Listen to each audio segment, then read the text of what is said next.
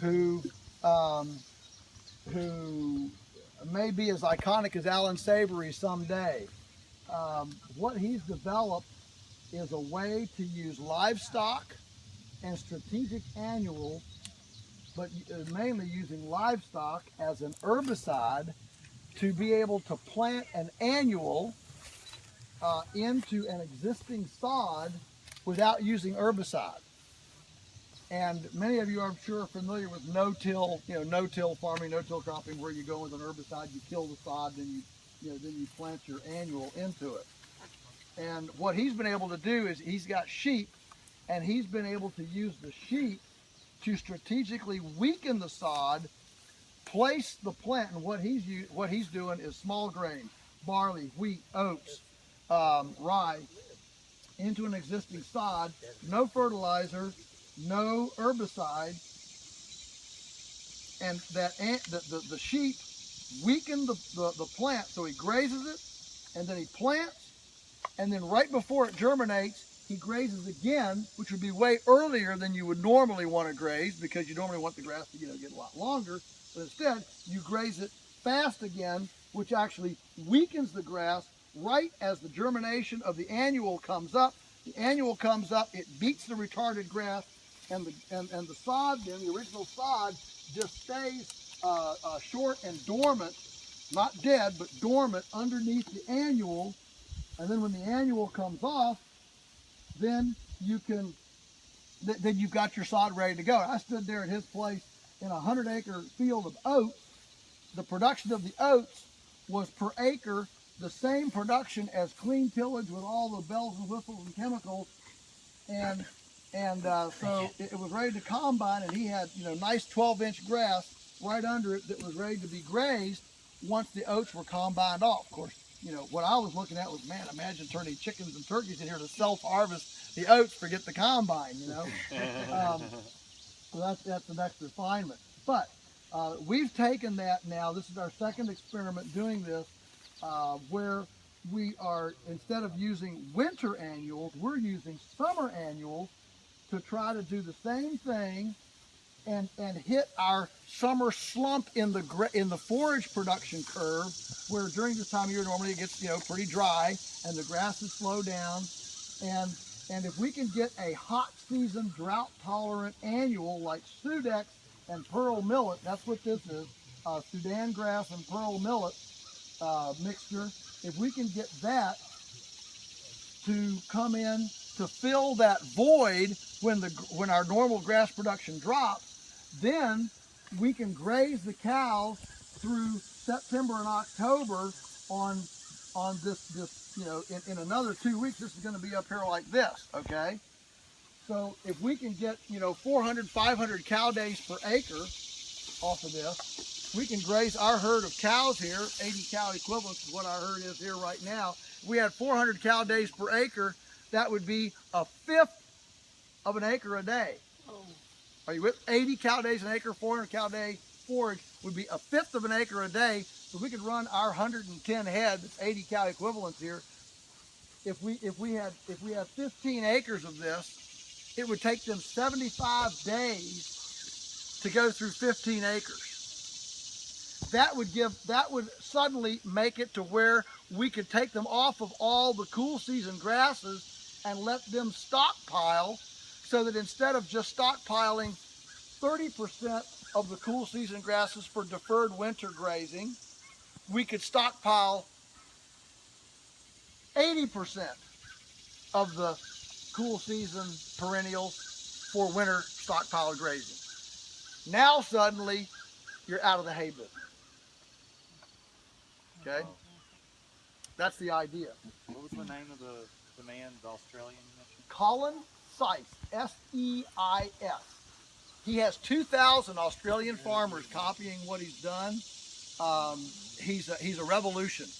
I've heard some people say he is going to be as famous. I mean, he has done for annuals what electric fence did for grazing.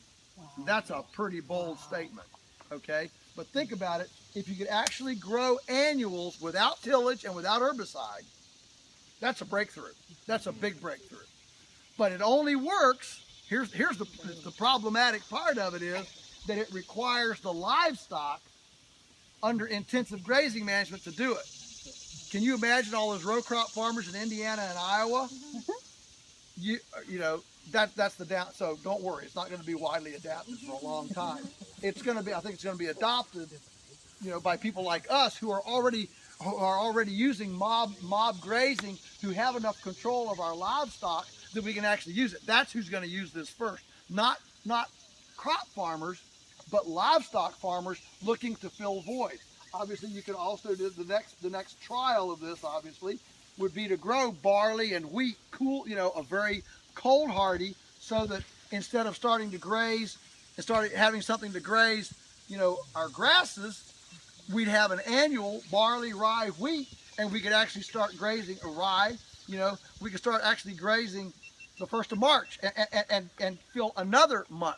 You see, you fill a month on the front end, you fill a month or two on the back end, and what you're doing is you're compressing that forageless time smaller and smaller in that little winter window.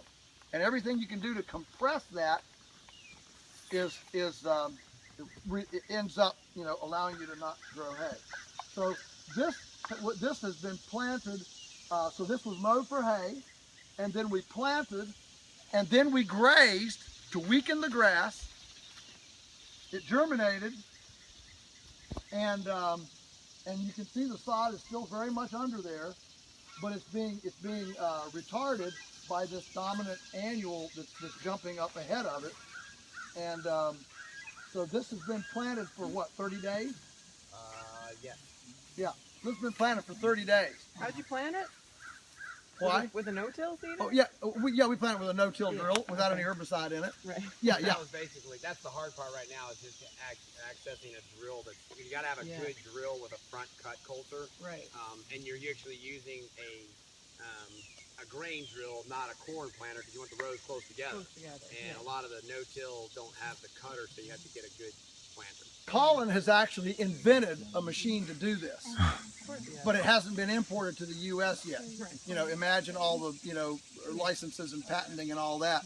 But his machine, he's been working on this for 15 years, and this is his life's work now, is this contribution.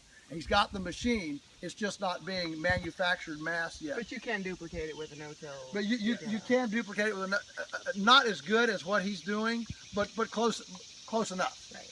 And so this combination now, you know, what if we had planted this and we hadn't gotten any rain? Well, that's where the irrigation comes in as a dove tool to make sure that we don't waste our seed, that we're going to get this germination and get it up and running. The beautiful thing is that this pearl millet and Sudex, this stuff will grow rapidly on a third the moisture that our grasses and clovers will. So even if it's so dry that the grass and clover turns brown, this stuff just keeps on humping it.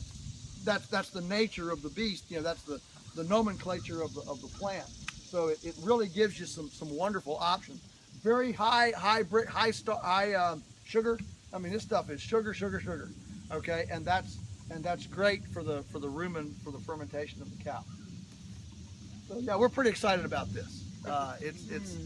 We think it's gonna really fill a niche.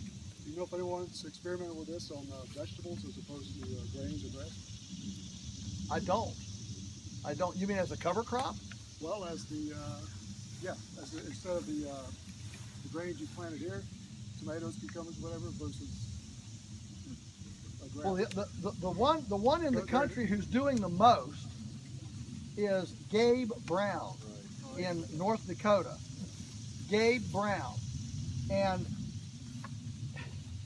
the way he gardens, now he's a livestock guy. He's a holistic management livestock guy, but he farms like 5,000 acres. I mean, he's got great big, you know, he's a machinery dude, all right. But he uses livestock now. He uses livestock in conjunction with his grain farming. So there's a symbiosis thing.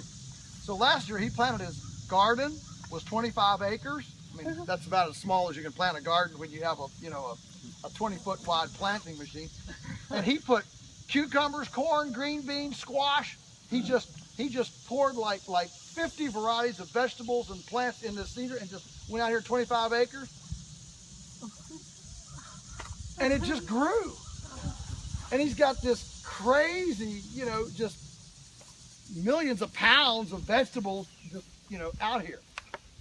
It's weedy, but you just go through there and, you know, you're going, oh, there's a squash. Oh, here's a tomato. Oh, here, you know.